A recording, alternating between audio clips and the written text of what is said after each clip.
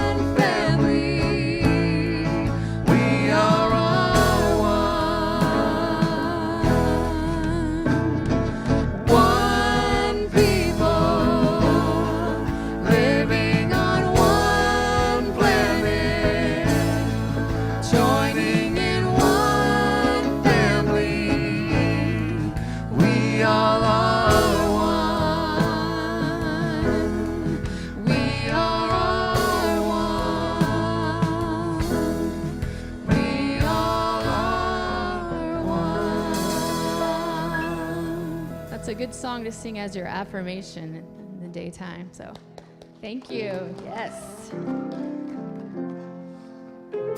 How are we all doing this morning? Good morning. Good morning, everyone. Good morning to you that are tuning in out there. Yeah, When are you? You were watching us online. We actually, I was checking out online first service. We had really good attendance first service online. We did? Yeah, really good attendance. That feels good. That's good to see. We had good attendance here in the room as well. So we're coming around. When are these people going to come back? What are they waiting for? I don't think they're gonna come back. Come on. That's the truth. We want you to come back into the sanctuary and feel the energy here. It's not just about listening and taking in the truth we share this way. We're a family. That's what unity is. We do respect there are different personality types, and some personality types are enjoying the experience at home, so we honor you. If you're having that experience and that's where you want to be, we honor you there as well. I'm done honoring them if they're at home. So So we can't say there's only one way to do things. There's only one path to God. There's not No, one look. path to God. Listen. There's many paths to God. You filled in for me last Sunday, right? Yeah. You introduced an entirely new path to God. That's not fair. So younger Okay. generations are finding a digital path to God. It's a little bit harder for some of us to accept that, but it's happening, and it's legitimate, and it's real. Yeah. It's here. And it's I know here that. to stay, as much as some people wish it would go away. I'll tell you what's new, though. I'll tell you. While I was out camping for the whole week last week, I stopped when we were going through this town in this park, and I saw a girl about 7 years old and a boy about 7 years old playing baseball with one bat and a ball and one glove. She was as good as he was. I mean, she's 7 years old, but she's right up there with this kid. You think boys playing baseball? I never saw this. These girls are up on their game. Hooray for you ladies! You are up on your game. So scientifically, women actually have quicker reaction times than men. So they are built to take over most sports as long once they get into them early enough, and our society allows it to happen. So like car racing, women are coming up to car racing because the reaction times are way quicker. It's pretty awesome. Right, it's also amazing. I mean, And unfortunately, women also have better hearing than men, which means eventually my position as a sound engineer will vanish to women entirely once the field realizes that's true. holy smoke, man. So where's it going? Is it going to be, men are going to become a slave colony? We'll just say the scales are going to balance. They're superior in every way. A balancing of the scales. That's not unity. We can't do this.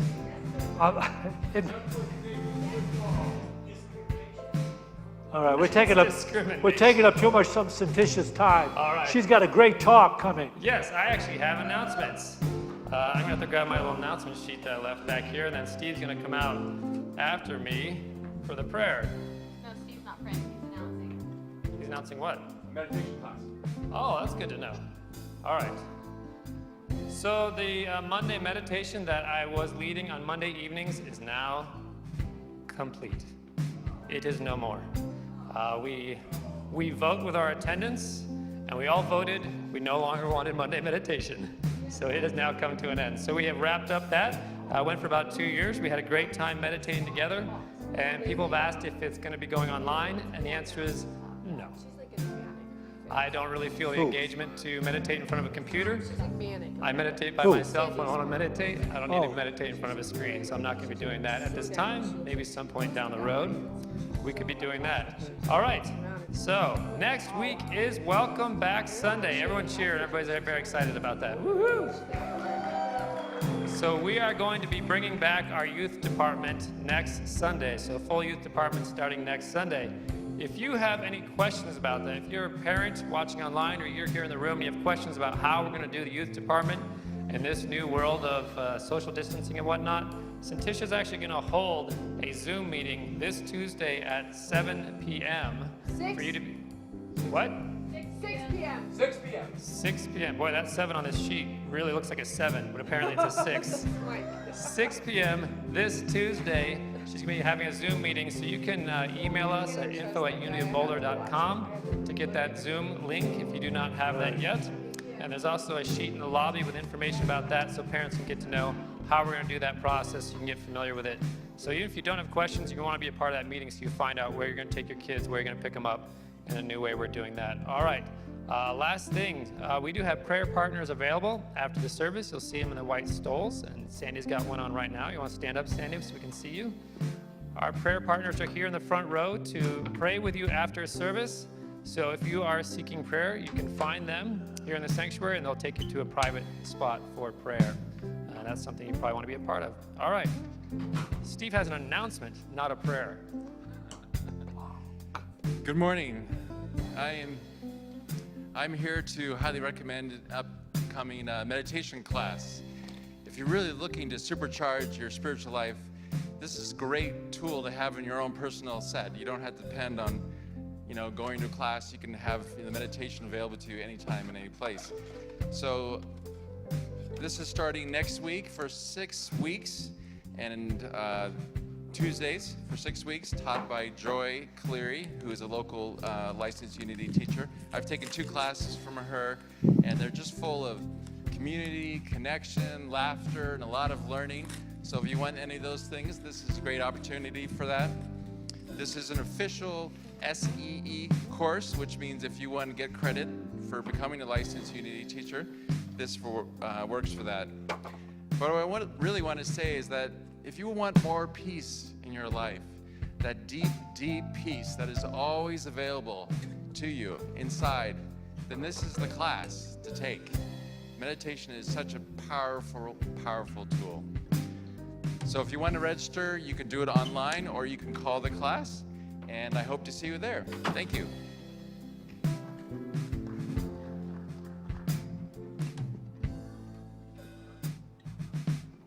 All right, well, I wanted to welcome our musical guest. He's going to do 2 numbers for us today. His name is John Sousa. We're welcoming him back. He's been here a number of times before, but his passion for music has taken him all over the world, from the beautiful countryside of France to study with master finger-style guitar player Pierre Bensusan, to Senegal, West Africa, to study sabar drumming, and eventually to reside in Ireland in 2008. There, he refined his skills in interpreting Irish music while earning his Master of Arts degree in traditional Irish music performance at the University of Limerick. Let's have a warm welcome for John Sousa.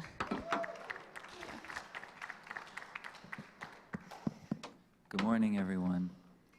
And it's really nice to be back. And I'm just looking forward to sharing some music with you this morning. And I'm going to start with one of my gold standard favorites. Good morning. Danny Boy.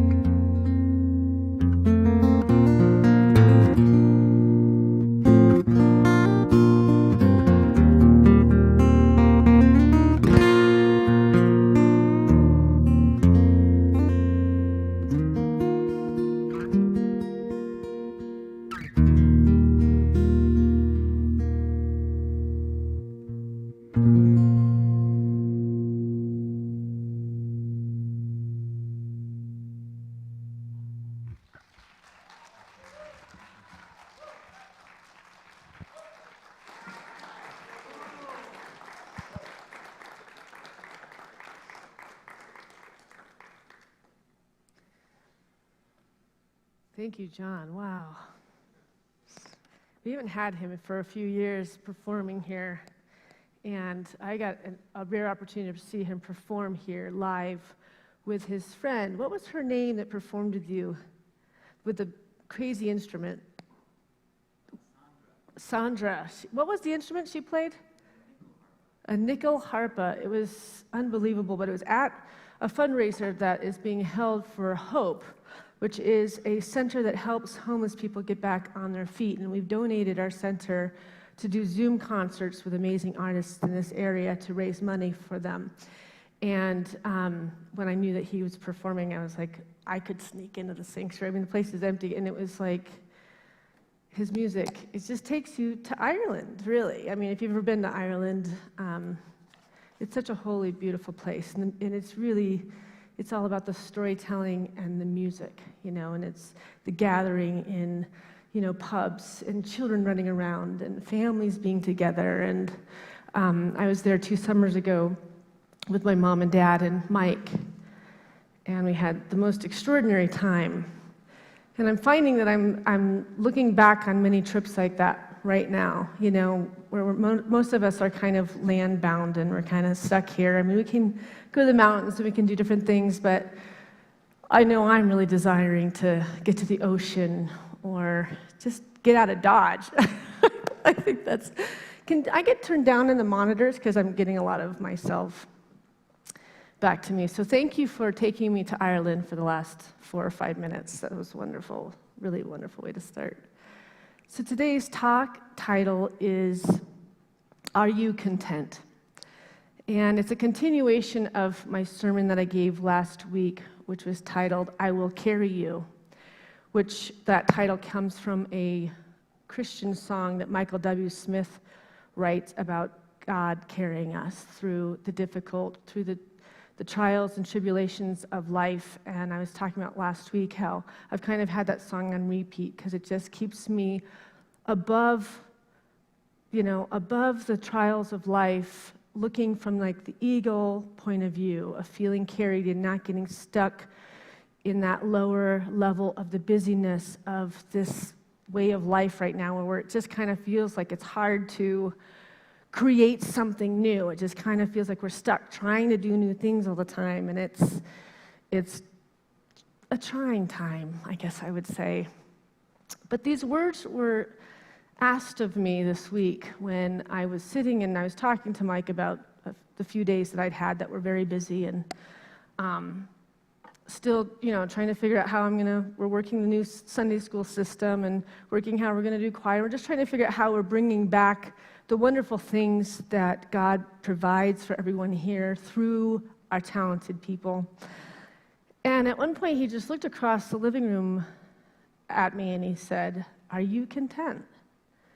And it's just something that Mike would never ask me. It was, but it was so solidly something that needed to be asked of me. And it just had this otherworldly vibe when it came out of his mouth. And I sat there and I pondered, but the words themselves, the question itself, immediately brought tears to my eyes. And I felt that maybe that was the answer to the question. Maybe those tears are the answer, that maybe I'm not content. Because it was a floodgate of emotions that I felt from that very specific question. And then I decided not to answer it, and I pondered it all night long, and I thought, I'm going to sleep on that question, because that's a good one right now. And I woke up the next morning to take my dog Gilli on a run in Lyons, and I left for my run, and when I turned into Lyons, the sun was rising on this massive, big red rock in the distance. And I had the I Will Carry You song in my car. I told you I get obsessed with the song until I absolutely can't hear it again. I either love it, till I can't ever hear it again because I burn myself out on it. And that sun coming up on that red rock and this town that I live in, and his words came back to me, Are you content? And I realized that I was more content than I've ever been in that moment. That if 10 years ago, I would have known that I would have lived in this town that I had wanted to live in my whole adult life, that I would be married to the love of my life, that my children would be all teenagers and one grown up, and they would be thriving and happy. And I would have nature surround me. I mean, it was just this floodgate of, look at all this I manifested in my life. Look at all this that I got out of my way and let into my world. But that wasn't exactly what I was feeling the night before. And it's these two places. It's almost like the conscious and the subconscious sometimes merge and you get it. You get the big picture of life, and sometimes it's fragmented. And the subconscious is still telling us tales of the old and the limitations of the old. And I think that's kind of where I was sitting the night before. I was feeling a little bit like a victim. I was feeling a little bit overwhelmed. And I was kind of looking from that mouse level of life, trying to navigate the whole COVID in the church and feeling like all the burdens were on me until the next morning I was up here. I was that red rock. I was that sunrise. I was all of it. I was a co-creator of all of it. And everything was right in the world in that moment.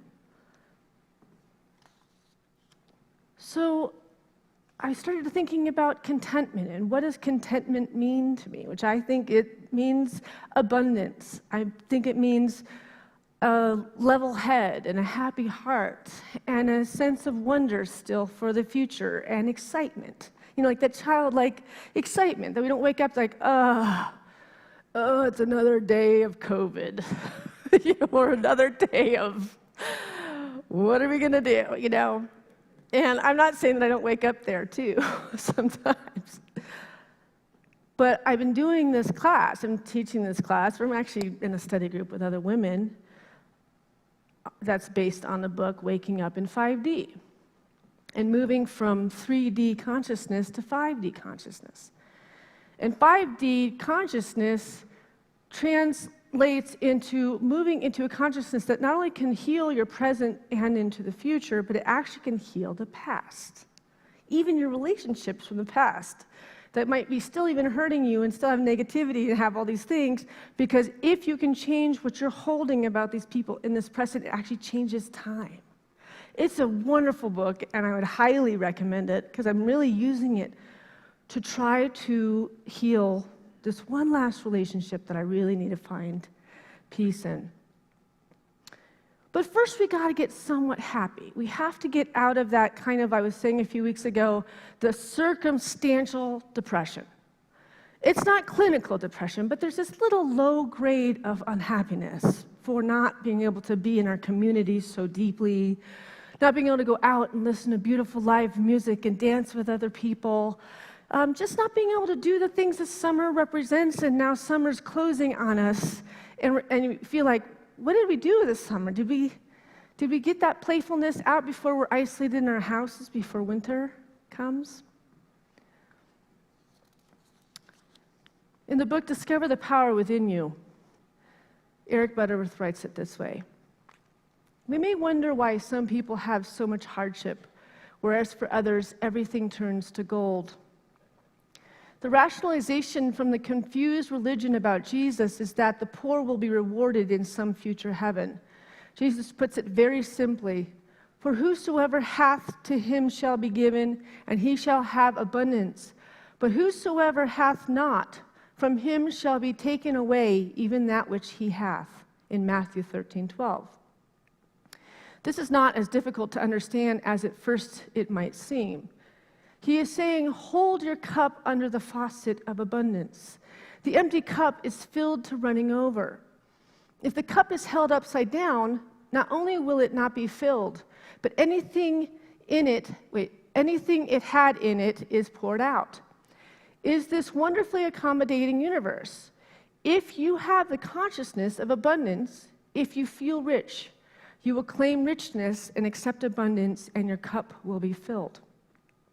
However, if you feel that you are discriminated against, that there are no opportunities available, that no one wants you, that you are poor and insufficient, your cup is turned upside down. All the wealth of the universe cannot help you, and you constantly lose anything you seem momently to gain. understanding the truth much as we resist the thought, the rich do get richer and the poor do get poorer. So, if you feel rich, you will claim richness and acceptance and abundance. And even though we are in this time of a fluctuating world, and we're witnessing that everything, as far as how we are functioning in this world, is very much changing. And we're also finding that the old belief systems, old ways of doing things, as far as our own personal experiences and as a broad group of co-creators, we're dropping the old right now. And we're waking up to a new consciousness, hopefully. That's the spiritual goal.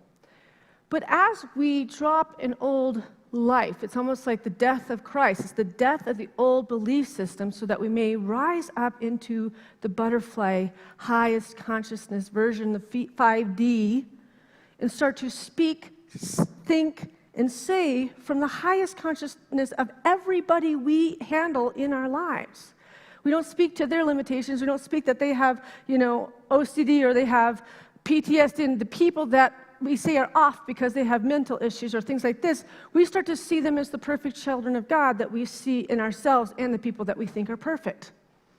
We see them as the highest version of themselves. That's the beginning of staying in 5D and no more speaking to the things that happened in the past that came from 3D. Because once we sink down, and we start to speak about the mistakes they made in the past that somehow cut us, made us feel less than whole, we're repeating that journey with this person, and we're having it be even worse now.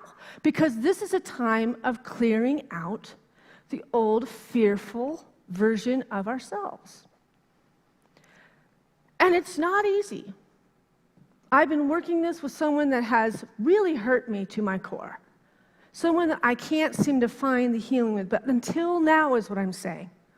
Until now, because when I see this person, I'm holding myself responsible for how I see this person. And I'm watching things shifting. I'm watching communication coming in that is high, it's lifting, and it's lifting. And I have hope that, oh my gosh, if I can see this person as the perfect child of God, that we are all made in the image of God, and we're all perfect children of God, then if I can hold that in my consciousness, I can actually transform the past.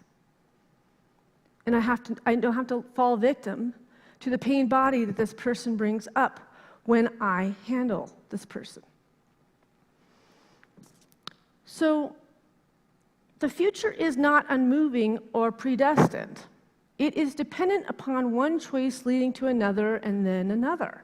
From this standpoint, the outcome of one's destiny is only determined by how individuals utilize their free will in relationship to this vast supply of data and available information. You don't have to go from 3D to 5D in like a minute, but it's one step at a time. That you're being a conscious co-creator with the highest thought, felt, being part of yourself towards absolutely everything. So that could be down to your finances, to your career, to your marriage, to your children, right? If you want to speak to the things that are falling away and aren't working, then you're going to create more of the things that are falling away that aren't working. Instead of stepping out of fear, merging with love, are these thoughts empowering me, or are these thoughts disempowering me? That is the question. And is this thought coming from fear, or is this thought coming from love? And there's a very easy way to test that. So you can look back on something, bring something to mind that might be bothering you from the present or the past. Bring it to mind, and then you say to yourself, is this coming from fear? So first you test, what's fear? Put your fingers together and you put fear. You can't hold your fingers together. It falls apart. It's called kinesiology. You can test your own body on what's going on. Fear. And then I want to be shown what love is. And it's so tight, it doesn't let go. So then you have a situation in your life that you look upon for you to be able to access where you're sitting emotionally with this. Are you sitting in 3D, which would be fear, or are you sitting in 5D, which is love? And then you can test yourself.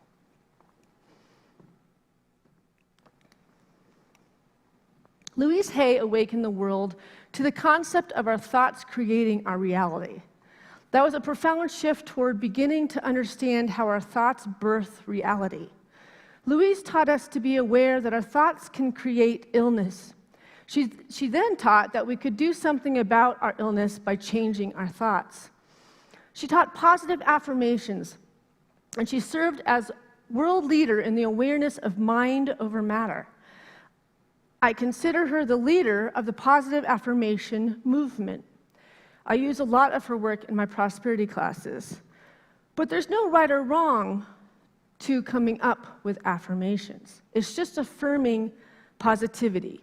It's affirming wholeness. It's affirming your divinity with God. And so therefore, if I'm a perfect child of God, then nothing can hurt me, make me sick, or make me afraid. It's an affirmation. That's from the Course in Miracles. Nothing can hurt me, make me sick, or make me afraid. I am perfect now. That's a great affirmation. Because it's showing you that anything other than that that's showing up in your life is not your birthright. That's coming from fear.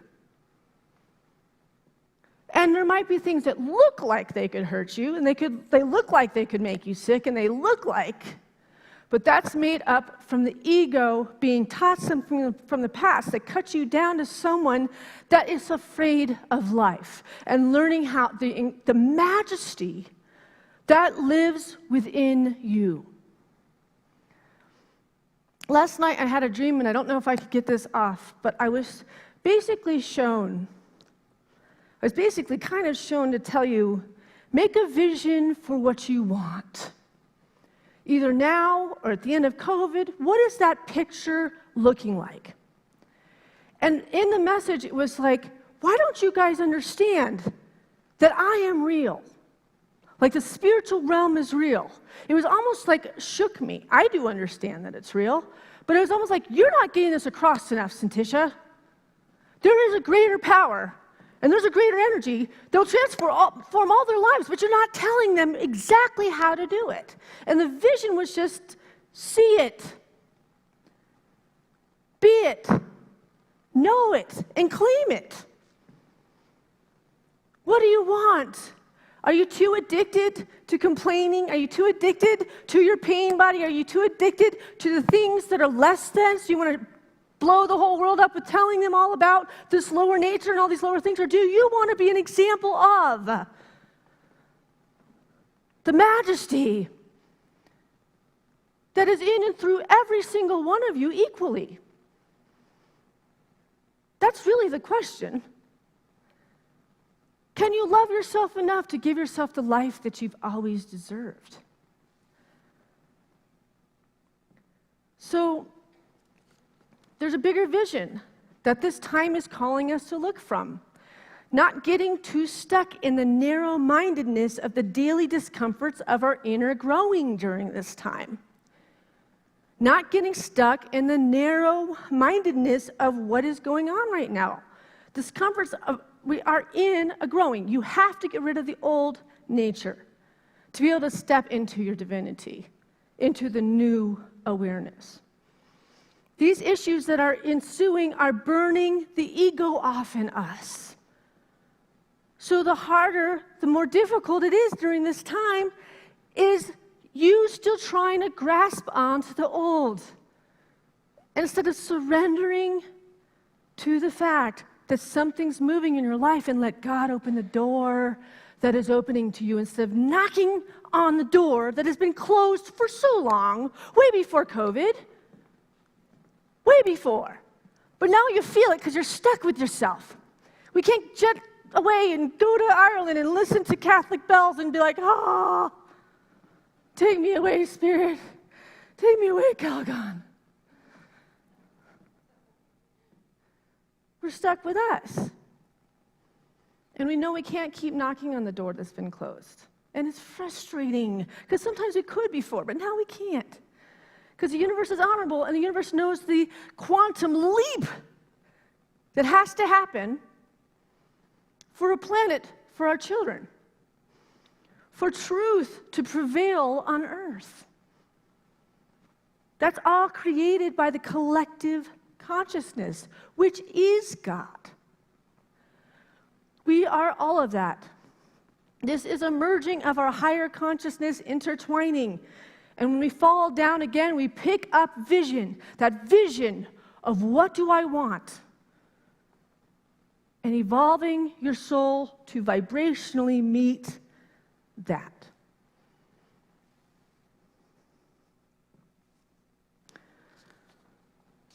I was at a grocery store the other day, and I was with my kids. And this father came rushing in. He was obviously grabbing something for his little kids, and his kids were probably like, 5 and 7. But the 7-year-old came in with a fully blown, bald head, with a big old scar down the side of her head. And she was standing, right near me. And I was just sending with everything, you do know that you can tell your body to heal itself. I was sending that with everything. You tell your body that you can heal yourself. You just claim it. You claim your birthright, that you can ask your body to do better than this. We are co-creators with God. We are the life form of God to help each other. And I didn't have to sit there and gawk like other people were, staring at this beautiful little girl, feeling like, oh my God. I was believing in her healing. And I was sending her waves of healing for her soul to be reminded, oh, that's right. This doesn't have to be my story. This doesn't have to be my story. And hopefully the Father got wind of that moment. In the Bible it says, in all things whatsoever you shall ask in prayer, believing it, you shall receive it. In Matthew 21:22, remember, if one or more come together in prayer, it is so powerful. That's why our meditation on Wednesday is so important. That's why these prayer partners that are sitting here faithfully, that pray for that prayer list every single day at a specific time, take full advantage of them. At the end of the service, if you want to have a prayer, are you ready to overcome something today? Just stay seated in your seat, and they will come and find you, and they will go and pray with you. Asking in prayer. And that, like I was saying last week, reminding you that you have spirit guides. Ask for visions. Ask for dreams when you're going to bed. I don't know what to do about this. Just simply, and I need your help. Being vulnerable enough to say, I need help. And it's not coming from fear, but a sense of worthiness. I need your help. I'm ready to listen now. I'm going to get out of my way because I know I've been trying to figure this out, and it's all been the intellect, and I know you will move in through my heart and express that which is being called to this situation. I'll be a vehicle of your love, dear God. So, many of you have been on this journey with me, and at first when I started the COVID talks, I was really drowning. It's nothing like, going through your own pain body of an experience, trying to hold up a church and counsel everybody through it while you're still trying to figure out how you're going to do everything. And eventually I kind of hit rock bottom last month, where I just had depleted my adrenal system. I didn't have any pause. I didn't have any place to rest. I had depleted my being. I'd given too much from my cup, and I was empty. And my daughter called and got me some healing, some acupuncture and things like that, which really brought me back into my life. I felt like me again. Immediately. I had joy back in my life immediately. It's amazing what natural medicine will do.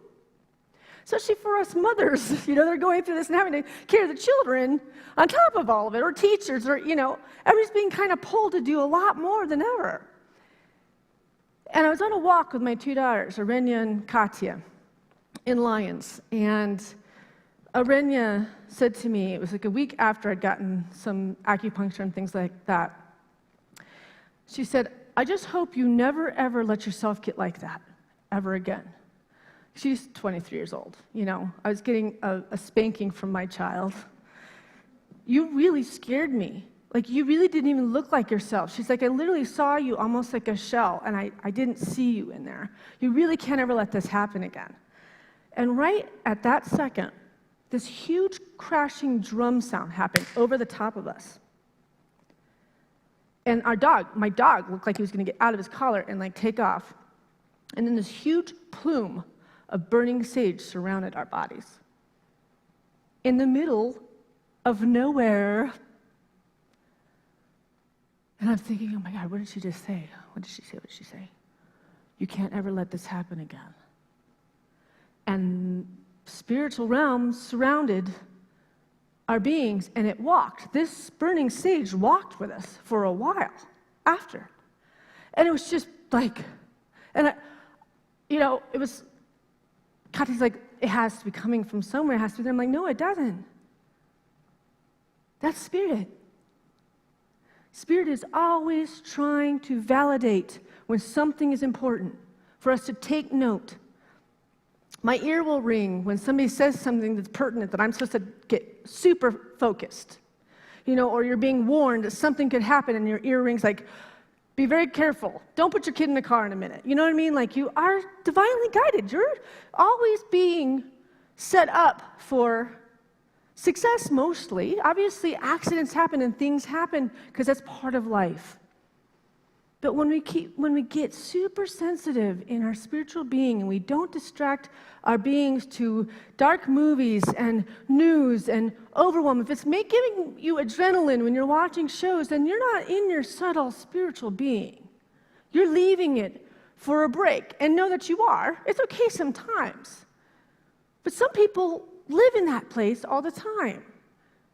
They're missing out on that subtle feeling of knowing what is coming and what is next, and validation of what is being called for the situation.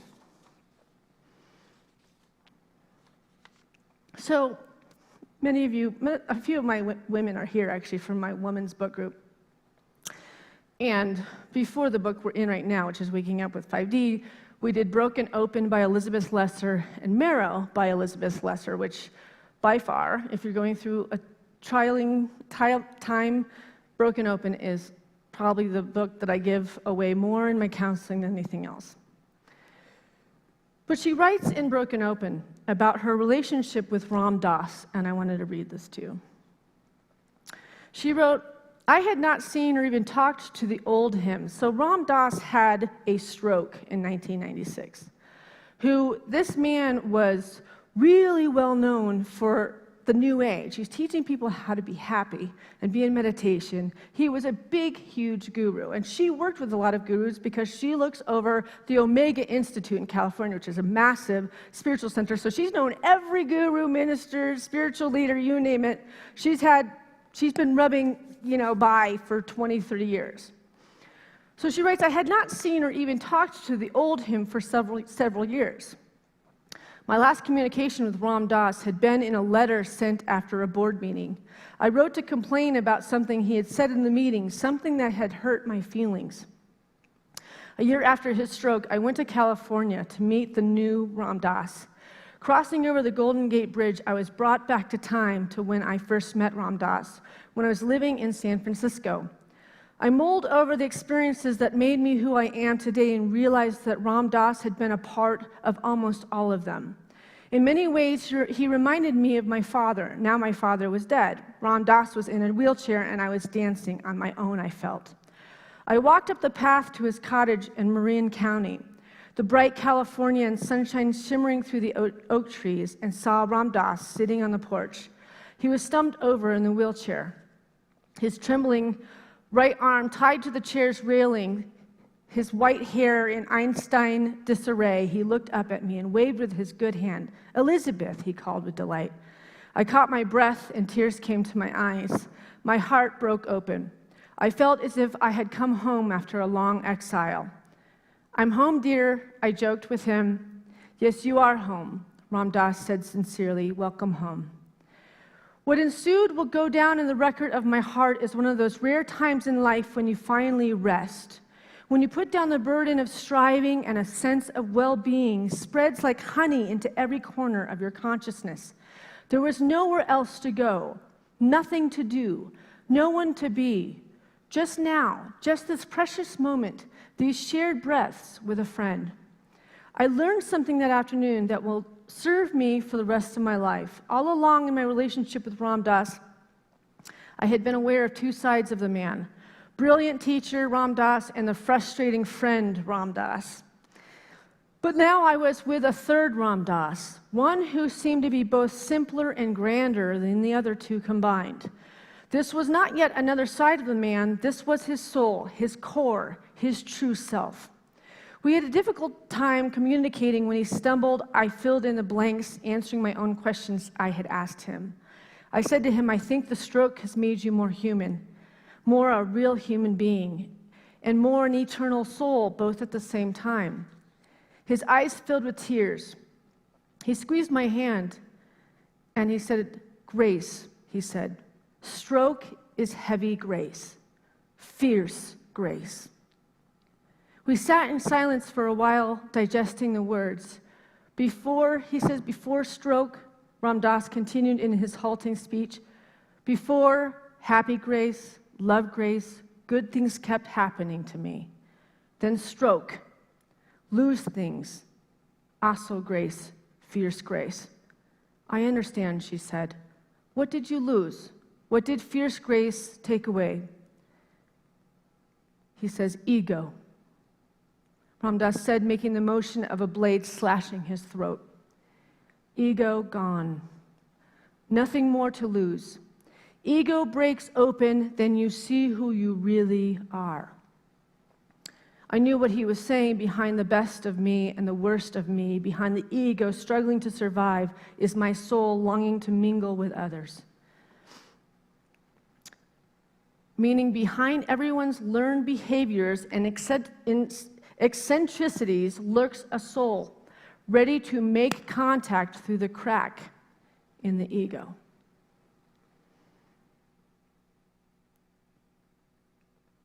This story stood out to me this week because I feel like we don't need to have a trauma like a stroke to wake up to, we have woken up to a life we don't recognize. We left a life in March that will never be again. And yet, what a powerful idea that we're burning ego. We are being humbled. We are recognizing what we should be appreciating. Every laugh with your child really does have more meaning now. Everything that's happening in our life that's special, I feel such a bigger flood of gratitude. Waking up to grace. Let us then approach the throne of grace with confidence, so that we may receive mercy and find grace to help us in our time of need.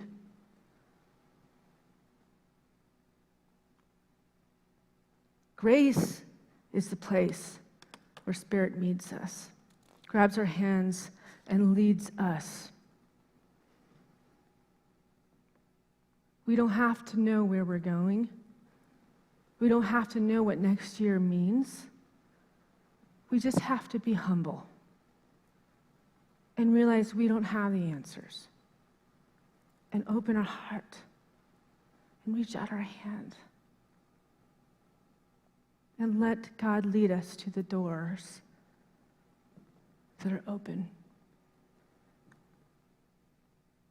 for our healing, for the forgiveness that's being called, for the more loving, the letting go of fear, the surrendering to the not knowing, and even making friends to that.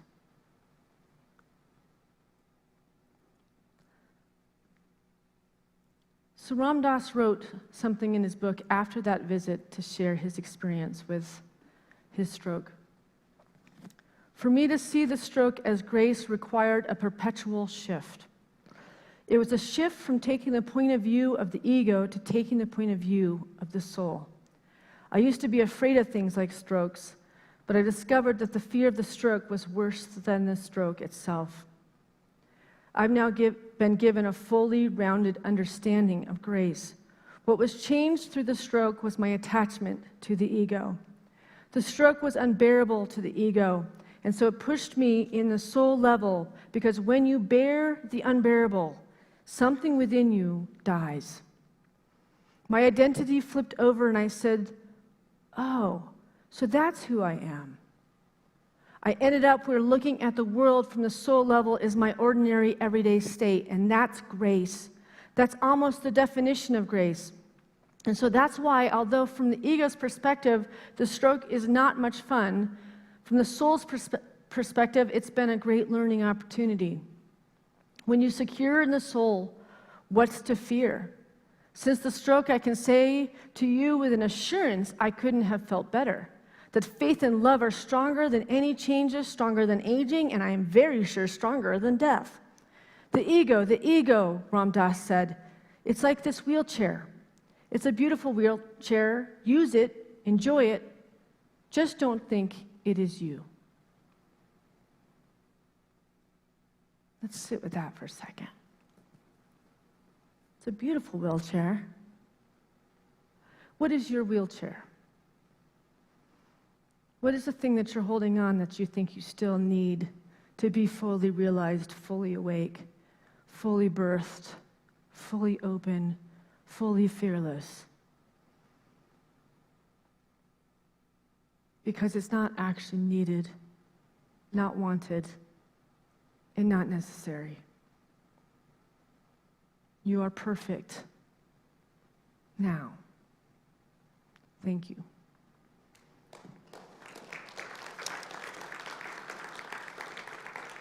We will take an offering for unity now.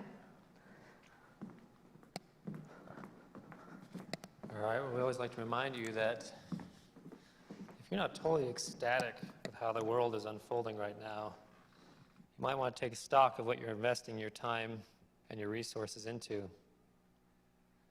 Because where we invest our time and our resources, that's the kind of world that we create. So those of us that are a little sad that the Monday meditation might be going away, where are we investing our time and resources into the Monday meditation? So we start to think about those things, that our actions actually have consequences, and make choices that if we want a different world, we have to start living in a different way. We have to start buying from different companies. We have to start supporting different people and their endeavors to do great things. So right now we do that. We actually make an investment into making a more spiritual world, starting here at Unity of Boulder, where we're spreading a message to actually do that, to change the course of this planet and this society and our consciousness. So I invite you, whether you're at home or you're here in the sanctuary, to join us in this process of giving. We have many ways to give digitally. We also can give physically here in this space. We do have boxes in the back and on your way out to drop in a physical donation if you'd like, plus the dip jars there if you want to make a credit card donation. Either way, let's just take our donation into our hands, whether it's physical, digital, or spiritual. I'm going to bless it with this offering statement. I invite you to join me in saying, divine love through me blesses and multiplies all that I have, all that I give, and all that I receive because I give. Thank you. And we have the beautiful music of John Sousa one more time.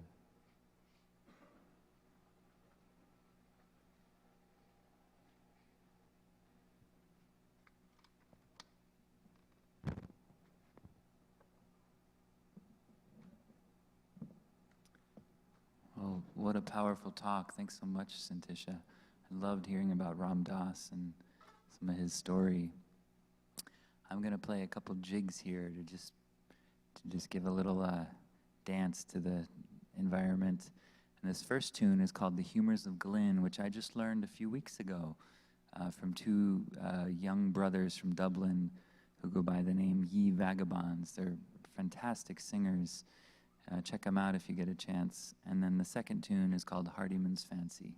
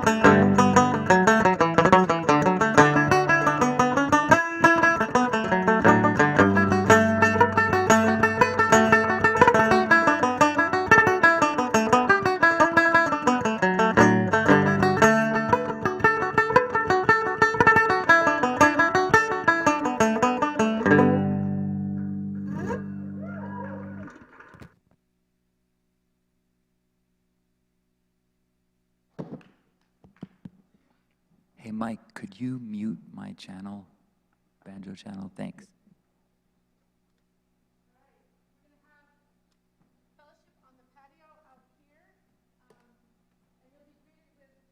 And Shad, I actually have 2 meetings I have to go to for the Sunday school and the band today, so I will be with you in spirit. But let's all rise, and we'll close with I Release.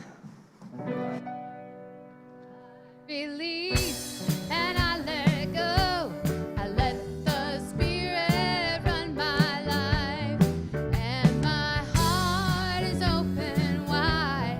Yes, I'm only here for God. Let's go with no more struggle, no more strife.